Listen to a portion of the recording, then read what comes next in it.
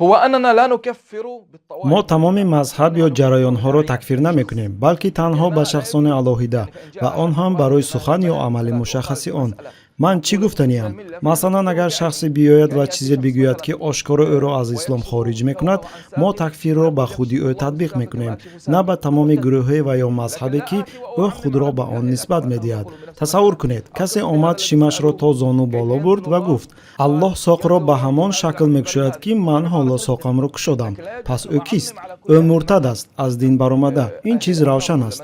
ё дигаре мегӯяд: аллоҳ ҳамон тавр поён меояд, ки ман аз минбар поён меоям. ин низ куфри ошкор аст. ӯ муртад мешавад. аммо муҳим аст бидонем, мо ҳуқуқ надорем бар асоси чунин суханон ба тамоми мазҳаби аҳли асар такфир кунем, зеро худи мазҳаб чунин иддаоро намекунад. ҳамин чиз ба ашъариён ва мотуридиён низ дахл дорад. агар шахсе аз миёни онҳо аз ҳадди ислом берун равад, масъулият ба дӯши худи ӯст, на ба тамоми мазҳаб.